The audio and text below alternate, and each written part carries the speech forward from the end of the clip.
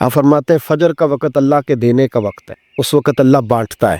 حضور صلی اللہ علیہ وسلم کا فرمان ہے نا حدیث میں کہ تہجد کے وقت اللہ پہلے آسمان پہ نزول جلال فرماتا ہے جو اس کی شان کے لائق ہے تہجد کے وقت، اور وہ کہتا ہے مانگو میں تمہیں عطا کروں گا۔ یہ لینے کی باری آئے تو بندہ سمیٹ سماٹ کے اندر گھس جائے۔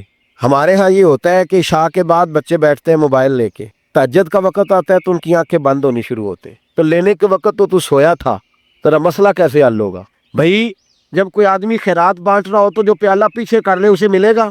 کہتے اس وقت آنا جب میں بانٹ رہا تھا، اب تو کدھر آ گیا ہے؟ مثال دے رہا ہوں۔ تو فجر کا وقت مانگنے کا ہے، تو ساری رات تو گزر گئی گیمیں کھیلتے، ٹی وی دیکھتے، اور جو لینے کا وقت تھا تو سو گیا، تو کیسے آئے گا تیرے پاس؟ تو اٹھے سویرے بندوں سے مانگ کے دیکھ لیا، بڑی عزتیں خراب ہوئی، فجر کا وقت اٹھ کے جھولی پھیلائے۔ میرے رسول پاک علیہ السلام فرماتے ہیں، رب فرماتا ہے جب بندے میرے آگے جھولی پھیلاتے ہیں مجھے شرم آتی ہے، کیسے خالی واپس کر دو؟ سورہ طلاق 2-3 نمبر آیت کی گھر جا کے تلاوت کرے۔ رب کریم نے فرمایا وَمَن يَتَّقِ اللَّهَ يَجْعَل لَّهُ مَخْرَجًا، فرمایا جب تو اللہ سے ڈرے گا تو اللہ ہر مشکل سے نکلنے کا تجھے رستہ عطا فرما دے۔ اور کیا خوبصورت انداز ہے قرآن مجید کا، اور ہم نے اس کا لاکھوں بار تجربہ کیا، بیسوں اور سینکڑوں بار یہ چیز ذاتی طور پر پریکٹیکل سے گزری۔ اللہ نے فرمایا ہر مشکل سے نکلنے کا رستہ بھی دے گا، وَيَرْزُقْهُ مِنْ حَيْثُ لَا يَحْتَسِبُ، اور اللہ تجھے وہاں سے رزق دے گا کہ تو نے کبھی سوچا بھی نہیں ہوگا۔ وَيَرْزُقْهُ مِنْ حَيْثُ لَا يَحْتَسِبُ، سے دے گا کہ تو نے کبھی سوچا بھی۔ ایک صحابی تھے حضرت عوف بن مالک رضی اللہ تعالیٰ، کہتے میرا بچہ کافروں نے قید کر لیا، گھر میں غربت پہلے بڑی زیادہ تھی، میں دروازہ رسول پہ آیا، حضور اب کیا کروں؟ تو کہتے ہیں نبی پاک نے فرمایا بھروسہ اللہ کی ذات پہ کر، توکل اللہ کی ذات پہ کر، اور گھر جا کے تسبیح لے کے میاں بیوی بیٹھ جاؤ اور پڑھو لا حول ولا قوت الا باللہ العلی العظیم، جاؤ پڑھو جا کے۔ کہتے ہیں میں گھر بیٹھا ابھی چند تسبیحاں پڑھی تھی کہ دروازے پہ دستک ہوئی، دروازہ کھولا تو میرا بیٹا دروازے پہ کھڑا تھا، پلٹ کے دیکھا تو 400 بکریاں بھی لایا تھا۔ او میں نے کہا بیٹا یہ کیسے آ گئی؟ کہنے لگے ابا جی مجھے ایک حویلی میں کافروں نے قید کیا ہوا تھا، میں بڑا پریشان تھا، لیکن ابھی تھوڑا دیر پہلے پتہ نہیں کیا ہوا ہے، میں نے یوں ہاتھ ہلایا تو رسیاں کھل گئی، باہر نکلا ہوں تو 2-3 بندوں پہ نیند کا ایسا غلبہ تھا کہ بے ہوش ہو کے گرے ہوئے تھے، 400 بکریاں بھی تھی، میں نے دروازہ کھولا بکریاں میرے ساتھ دوڑنے لگ گئی ہیں، تو میں 400 بکری بھی لے آیا ہوں، پلٹ کے دیکھتا رہا ہوں پر میلوں کا سفر ہوا وہ آئے ہی نہیں۔ تو والد کہنے لگے بیٹا چلو پہلے مصطفیٰ کریم سے جا کے پوچھ لیں، دیکھیں کیسے مالی مسئلے حل ہوتے، حضور سے جا کے پوچھیں کہ ہمارے لیے جائز بھی ہے کہ نہیں۔ کہتے ہیں دروازے رسول پہ جا کے ہم کھڑے ہی ہوئے تھے کہ نبی پاک نے فرمایا دیکھا رب کریم کا فضل، دیکھا، فرمایا تیرا بیٹا بھی آ گیا، تیری غربت کا بھی حل ہو گیا ہے، یہ کافر کا مال ہے، اسے مال غنیمت سمجھ کے استعمال کر، تیرا ہی ہے۔ تو لا حول ولا قوت الا باللہ العلی العظیم پڑھیں تو رزق میں پڑھیں گے انشاءاللہ، مول کے بتائیے پڑھیں گے انشاءاللہ تعالی۔ لیکن سنی قوم تویز پہ لگ گئی ہے، کہتے وظیفہ پڑھنا پڑتا ہے، آپ لکھ کے دے گلے میں ڈالنے کے لیے تاکہ وہ ڈالتا جاؤں اور میرے اوپر پیسوں کی بارش ہوتی جائے۔ وظیفہ پڑھیں، وظیفہ پڑھیں۔ سنیں ایک اور وظیفہ سنیں، امام قرطبی نے تفسیر قرطبی میں لکھا رزق کی برکت کا وظیفہ، امام قرطبی نے لکھا ہے حضرت انس بن مالک رضی اللہ تعالیٰ عنہ کہتے ہیں ایک شخص حضور کی بارگاہ میں آیا کہ یا رسول اللہ صلی اللہ علیہ وسلم غربت بڑی ہے، بڑا دکھی ہوں، بڑا پریشان ہوں۔ تو حضور نے وظیفہ بتایا، فرمایا جب بھی گھر جاؤ نا گھر والوں کو سلام کہہ السلام علیکم، یعنی کب کہنی ہے؟ جب بھی جاؤ۔ کب کہنی ہے؟ یعنی گھر سے نکلے ماچس لینے کے لیے، واپس آ کے کہنا السلام علیکم۔ پھر گھر والوں نے کہا ہو یاد نہیں رہا تھا، وہ تو چینی بھی ختم ہو گئی ہے، پھر گئے چینی لینے تو واپس آ کے پھر السلام علیکم۔ انہوں نے کہا ہو ناراض نہ ہوئیے گا، پتی بھی نہیں چائے کی، اب واپس گئے تو پھر واپس آ کے کیا کہنا ہے؟ تو نبی پاک صلی اللہ علیہ وسلم نے فرمایا جب بھی گھر جا السلام علیکم کہے اور 3 دفعہ سورۃ اخلاص پڑھ دے، اور سورت بھی وہ بتائی جو سب کو آتی ہے، قل هو اللہ احد اللہ الصمد لم یلد ولم یولد ولم یکن لہ کفوا احد، 3 دفعہ یہ پڑھ دے۔ صحابی بڑے سیانے تھے، بڑے مسئلے حل کرتے تھے ہمارے، فٹافٹ بول پڑے وہ صحابی، کہنے لگے حضور میری تو چھوٹی سی فیملی ہے، کئی دفعہ بچے گھر نہیں ہوتے، ننھیال گئے ہوتے ہیں، تو پھر کیا کروں؟ حضور نے فرمایا جب گھر میں کوئی نہ ہو تو اپنے نبی پہ درود و سلام پڑھ دینا، تیرے نبی کا کرم تو تیرے گھر میں ہوگا نا۔ حضرت انس بن مالک رضی اللہ تعالیٰ عنہ فرماتے ہیں کہ ہم انتظار میں تھے کہ بندہ واپس آئے اور رزلٹ بتائے، کہتے ہیں وہ کچھ دنوں کے بعد واپس آئے تو عجیب بات کی انہوں نے، ہمسایوں سے کئی دفعہ بندے کی نہیں نا اتنی بنتی، اور کئی دفعہ لگتا ہے کہ میرا ہاتھ اوپر ہی رہے یہ کہیں مجھ سے تگڑے نہ ہو جائے۔ کہتے ہیں وہ آئے تو نبی پاک صلی اللہ علیہ وسلم نے کہا کیا حال ہے تیرا؟ تو عرض کرنے لگا یا رسول اللہ صلی اللہ علیہ وسلم وظیفہ تو میں نے اپنے لیے پوچھا تھا اور میرے تو ہمسائے بھی امیر ہو گئے۔ حضور وہ تو میں نے اپنے لیے پوچھا تھا اور میرے دائیں بائیں والے لوگوں کو بڑی برکت ہوئی ہے۔ تو میرے محبوب مسکرانے لگے، حضور فرمانے لگے گویا برکتیں تیرے گھر میں جب برسی ہیں تو چھن چھن کے ان کا فیض اللہ نے تیرے ہمسایوں کو بھی عطا فرمائے۔ مشکل تو نہیں وظیفہ، کیا کرنا ہے؟ نہیں تسا نہیں آکھنا مشکل لگتا ہے مینوں، تسی کر دینا سلام لو، تسی کہنا بندے اسی اندے سلام اسی لویے، تسی لو جاؤ کے دوبارہ گھر جا کے کیا کرنا ہے؟ چلے کچھ نہ کچھ 55% بولے ہی ہیں ماشاءاللہ۔ کیا کریں گے؟ السلام، اور پھر کیا پڑھنا ہے؟ سبحان اللہ۔ 3 دفعہ سورۃ اخلاص پڑھ دیں، فرمایا اللہ برکت پیدا کر دے گا۔ اب سنیں، ایک دوست آئے، کہنے لگے حضرت جی بڑے پیروں کے پاس گیا ہوں، مالی مسئلہ حل نہیں ہوتا، تو میں نے کہا میں تجھے نبی پاک کی بارگاہ میں نہ لے جاؤں، پیروں کے پیر کے پاس نہ چلے جائیں۔ میں نے کہا سن تیرا مالی مسئلہ حضور حل کر دے۔ مشکات میں حدیث ہے، ایک صحابی نے کہا حضور غربت ہے، فرمایا روز رات کو سورۃ واقعہ پڑھ، تیرے گھر میں فاقہ نہیں آئے گا۔ اور یار بتاؤ، جب نبی پاک نے کہہ دیا نہیں آئے گا تو آئے گا، حضور نے کہہ دیا نہیں آئے گا تو آئے گا، اللہ اکبر، آ ہی نہیں سکتا، تو وہ والا وظیفہ پڑھ جو مصطفیٰ کریم نے بتایا ہے، اور رب کریم کی بارگاہ میں گویا نیت ہو کہ یا اللہ میں کوئی خود تو نہیں نہ پڑھ رہا، تیرے نبی نے بتایا ہے، سورۃ واقعہ پڑھ، تیرے گھر میں فاقہ۔ حضرت عبداللہ ابن مسعود رضی اللہ تعالیٰ عنہ بیمار ہو گئے، شدید بیمار، اور بیٹیوں کے باپ تھے، بیٹیاں زیادہ تھی۔ حضرت عثمان غنی رضی اللہ تعالیٰ عنہ کا دور خلافت تھا، جناب عثمان غنی تیمارداری کرنے آئے اور کہنے لگے عبداللہ آپ بڑے بیمار ہیں، ابن مسعود آپ بڑے علیل ہیں، کچھ پیسے نہ بھیج دوں خزانے سے؟ تو حضرت ابن مسعود کہنے لگے ضرورت نہیں، کہا آپ کی بیٹیاں ہیں کام آئیں گے۔ تو آپ فرمانے لگے میں نے بیٹیوں کو خزانہ دے دیا ہے۔ کہا کیا خزانہ دیا ہے؟ کہنے لگے میں نے اپنی بیٹیوں کو پابند کر لیا ہے، وہ رات کو روز سوتے وقت سورۃ واقعہ پڑھ کے سوتی ہے۔ تو نبی پاک نے کہا فاقہ نہیں آ سکتا، تو لہذا میری بیٹیوں پہ کبھی فاقہ نہیں آ سکتا، تو روز یہ تو کہتے ہو داماد جی سے کہ بھئی آپ مہربانی کرو، کو خرچہ بڑھاؤ، بچی بڑی پریشان ہے، تو بچی کو بھی ایک خزانہ دے دو، اس کو بیٹے روز رات کو سورۃ واقعہ پڑھا کر، رات سورۃ واقعہ پڑھے، صبح سورہ ملک پڑھے، دن کے وقت سورۃ بقرہ پڑھے۔ میرے نبی پاک صلی اللہ علیہ وسلم نے فرمایا جس گھر میں سورۃ بقرہ پڑھی جائے جن تو کیا شیطان بھی دوڑ جاتا ہے، تو کوئی جادو اثر کر سکتا ہے؟ تو ان وظیفوں پہ عمل کریں جو نبی پاک صلی اللہ علیہ وسلم نے ہمیں عطا کیے ہیں۔ حضور غوث پاک نے بھی ایک وظیفہ بتایا ہے، وہ بھی بتا دوں آپ کو۔ غوث اعظم رضی اللہ تعالیٰ عنہ کی خدمت میں ایک شخص آیا، اس نے کہا حضور بڑی تجارت کرتا ہوں، کام نہیں چلتا۔ فرمانے لگے اب تو اللہ سے تجارت شروع کر دے۔ کیا مطلب؟ فرمانے لگے 10 کمائے تو ایک اللہ کے رستے میں دے، رب کریم اس کے بدلے میں تجھے 70 عطا فرمائے گا۔ اس نے کہا حضور اس طرح کروں؟ فرمایا تو یہ کر کے دیکھ، عبد القادر جیلانی وعدہ کرتا ہے اللہ تیری مدد کرے گا۔ غلام کہتے ہیں وہ 6 مہینے کے بعد آیا، پہلے جب آیا تھا تو پیدل آیا تھا، 6 ماہ کے بعد آیا تو 6 اونٹ تھے اس کے پاس، اور آ کے حاضر ہوا تو کہنے لگا حضور زندگی پتہ نہیں کہاں گزار دی، کاروبار کا تو مزہ ہی اب آیا ہے، اب مزہ آیا ہے کاروبار کرنے کا، اب مزہ آیا ہے، کہ 10 میں سے 1 دیتا ہوں، پتہ نہیں کتنا مہربان ہے۔ اور یہ آیت ہے وَيَرْزُقْهُ مِنْ حَيْثُ لَا يَحْتَسِبُ، تجھے وہاں سے دے گا کہ تیرا کبھی گمان بھی نہیں گیا ہوگا۔ روحانی معاملات کو بھی ضرور شامل حال رکھیں، اور مال مانگے اس سے جو بے حساب دیتا ہے، دنیا داروں سے نہیں مانگے، اس سے مانگیں جو دیتا ہے تو پھر بے حساب ہی دیتا ہے۔ دعا کرتا ہوں اللہ ہر گھر میں برکت پیدا کر، ہر گھر میں فضل کر دے۔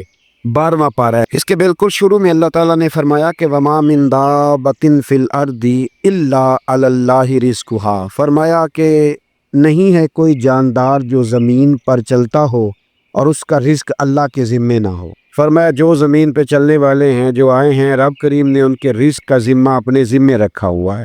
اور فرمایا اس کے قیام کی جگہ، یعنی اس کے باپ کی پشت یا ماں کا رحم یا زمین پر جہاں وہ ٹھہرے گا، اور سپردگی کی جگہ یعنی جہاں اس کا مکان یا اس کی قبر بنے، اللہ تعالیٰ اس کو بھی جانتا ہے، اس کا بھی رب کریم نے بندوبست کیا ہے، اور یہ سب کچھ روشن کتاب میں مذکور ہے۔ مزید اللہ تعالیٰ نے فرمایا کہ تخلیق کائنات کا مقصد انسان کے خیر و شر کی آزمائش ہے، اس کے بعد کافروں کے حیات بعد الموت کو سحر قرار دینا، وہ کہتے تھے یہ جادو ہے، تو جادو قرار دینے اور ان کی سرکشی کا بیان ہے کہ عذاب میں تاخیر کو احسان شمار کرنے کی بجائے مسلمانوں کو تانے دیتے ہیں کہ عذاب کو کس چیز نے روک رکھا ہے۔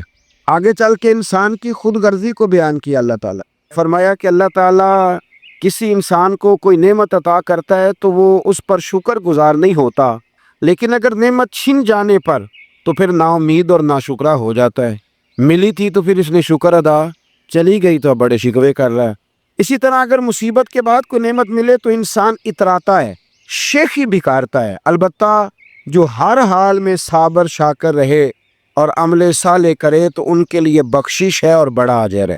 اللہ تعالیٰ نے اپنے نبی پاک صلی اللہ علیہ وسلم کو تسلی کے لیے فرمایا کہ کفار طرح طرح کی فرمائشیں کرتے ہیں، کہتے ہیں کہ آپ پر کوئی خزانہ کیوں نازل نہیں کیا گیا، آپ اور آپ کے صحابہ غربت میں وقت گزارتے ہیں تو معاذ اللہ یہ وطا نہ دیتے تھے کہ کوئی خزانہ کیوں نہیں نازل کیا گیا، اور آپ کی تائید کے لیے فرشتہ کیوں نہ اترا، آپ اس پر تنگ دل نہ ہوں، آپ کا کام تو صرف لوگوں کو عذاب الہی سے ڈرانا ہے۔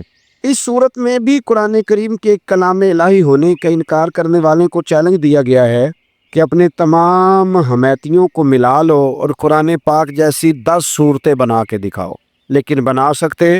آیت نمبر 15 میں ارشاد فرمایا کہ دنیا اور اس کی زینت کے طلبگاروں کو ان کے اعمال کا اجر اسی دنیا میں مل جائے گا، لیکن آخرت میں پھر ان کا کوئی حصہ نہیں ہوگا، اجر آخرت کے اعتبار سے ان کے اعمال باطل ہو جائیں گے۔ آیت نمبر 17 میں قرآن کی حقانیت کا انکار کرنے والوں کے لیے نار جہنم کی وعید کا ذکر ہے، اور قرآن کے اللہ کی جانب سے حق ہونے اور بغیر کسی شک کے اس پر ایمان لانے کا ذکر ہے۔ اس کے بعد اللہ تعالیٰ پر جھوٹ باندھنے والوں اور اللہ کے رستے سے روکنے والوں کا ذکر کیا گیا کہ قیامت کے دن ان پر گواہ پیش ہوں گے کہ یہ اپنے رب پر جھوٹ باندھتے تھے، اور ان پر اللہ کی لعنت، ان کے لیے دوہرے عذاب اور آخرت میں ان کی یقینی ناکامی کا ذکر ہے۔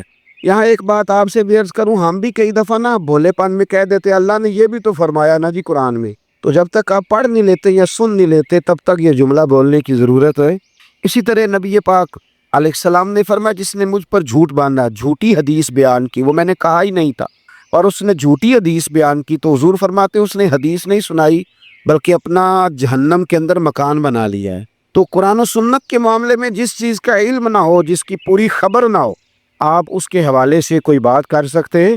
احتیاط کریں، بہت احتیاط کریں۔ آیت نمبر 23 میں بتایا کہ جو ایمان لائے اور جنہوں نے نیک کام کیے اور اپنے رب کے حضور عاجزی کی تو یہ لوگ ہمیشہ جنت میں رہیں گے۔ مزید فرمایا کہ مومن اور کافر کی مثال ایسی ہے جیسے اندھا اور بینا، مومن گویا دیکھنے والا ہے اور کافر گویا اندھا ہے اور بہرا اور سننے کی صلاحیت رکھنے والا۔ آیت نمبر 25 سے 23 تک میں پھر حضرت نوح علیہ السلام اور ان کی قوم کے حالات بیان ہوئے کہ نوح علیہ السلام نے جب اپنی قوم کو توحید کی دعوت دی اور انکار پر عذاب الہی سے ڈرایا تو قوم کے سرداروں نے ان سے کہا، بھلا کیا کہا؟ کہنے لگے آپ تو ہم جیسے بشر ہیں، تو ہماری طرح ہی ہیں آپ، اور آپ کے پیروکار پسماندہ یعنی غریب لوگ ہیں اور کم عقل لوگ ہیں، ہماری رائے میں آپ کو معاذ اللہ ہم پر کوئی فضیلت حاصل نہیں، بلکہ معاذ اللہ ثم معاذ اللہ۔ کہنے لگے آپ تو جھوٹے ہیں، اللہ کے نبی کو کہہ رہے، معاذ اللہ، استغفر اللہ۔ نوح علیہ السلام نے جواب دیا کہ میں اپنے رب کی جانب سے واضح دلیل رکھتا ہوں اور اس نے مجھے رحمت سے نوازا ہے، لیکن تم میرے مقام کو سمجھنے کی صلاحیت نہیں رکھتے، تم اتنی صلاحیت رکھتے نہیں ہو۔ اور پھر ارشاد فرمایا کہ میں تم سے دعوت حق کے صلے میں کسی اجر کا طلبگار نہیں ہوں اور نہ ہی میں اہل ایمان کو اپنے پاس سے دھتکارنے والا ہوں، اور میں نے یہ دعویٰ بھی نہیں کیا کہ میرے پاس اللہ کے خزانے ہیں، اور نہ میں از خود غیب جاننے والا ہوں، اور نہ ہی میں یہ کہتا ہوں کہ میں فرشتہ ہوں، نہ میں یہ کہتا ہوں کہ جن لوگوں کو تم اپنی نظروں میں حقیر جانتے ہو اللہ انہیں خیر سے نہیں نوازے گا۔ فرمایا یہ ٹھیک ہے کہ اللہ بشروں میں سے رسول بناتا ہے، پر جسے بناتا ہے پر اسے بڑی شانیں عطا فرماتا ہے۔ پہلے دن سے انسان کا یہ مسئلہ ہے، پہلے دن سے انسان کا یہ مسئلہ ہے کہ وہ کہتا ہے میں انسان سے ہدایت حاصل کروں، لیکن رب نے بھی قانون بنایا ہے کہ اللہ تبارک و تعالیٰ بندے پر ہی وہی فرماتا ہے، فرشتوں اور جنوں کو اللہ نے اس منصب کے لیے منتخب نہیں فرمایا۔ قوم نوح نے کہا کہ آپ نے ہم سے بہت بحث کی معاذ اللہ، پس جس عذاب سے آپ ہمیں ڈرا رہے ہیں وہ لے آئیے۔ تو نوح علیہ السلام نے کہا کہ اللہ چاہے گا تو تم پر عذاب بھی آ جائے گا۔ آیت نمبر 37 سے 47 میں بتایا کہ اللہ تعالیٰ کی طرف سے نوح علیہ السلام کو حکم ہوا کہ ہماری نگرانی میں اور ہماری وحی کے مطابق آپ کشتی بنائیے اور ظالموں کے بارے میں ہم سے کوئی بات نہ کریں۔ حضرت نوح کی خواہش تھی کہ یا اللہ انہیں بھی معاف کر دے، فرمایا یہ ظالم ہے تو میرے نبی ان کے بارے میں مجھ سے کوئی بات نہ کریں، وہ ضرور غرق ہو جائیں گے۔ پھر وہ کشتی بنانے لگے اور جب ان کی قوم کے سردار ان کے پاس سے گزرتے تو ان کا مذاق اڑاتے، یہ آپ کیا کر رہے؟ آج بھی وزیر مشیر بڑے بڑے لوگ اللہ ماشاءاللہ دینداروں کا مذاق اڑاتے نہیں، اڑاتے ہیں کہ نہیں اڑاتے مذاق؟ یہ کن کا طریقہ ہے؟ یہ تو قرآن مجید کہہ رہا ہے کہ حضرت نوح کی قوم جو کافر تھی ان کا طریقہ ہے اہل ایمان کا مذاق اڑانا۔ تو وہ مذاق اڑانے لگے۔ نوح علیہ السلام نے کہا کہ وہ وقت آنے والا ہے کہ جب تمہارا مذاق اڑایا جائے گا اور تمہیں پتہ چل جائے گا کہ رسوا کن عذاب کس پر آئے گا۔ اللہ تعالیٰ نے فرمایا جب ہمارا حکم عذاب آ پہنچا اور تندور ابلنے لگا، تندور سے آگ نکلا کرتی ہے، پانی نہیں نکلا کرتا، پر نوح علیہ السلام کی قوم پر جب عذاب آیا تو پانی تندور سے نکلا، تندور سے اللہ نے پانی نکالا، جہاں سے پانی نکلا نہیں کرتا، تندور ابلنے لگا۔ اللہ اکبر۔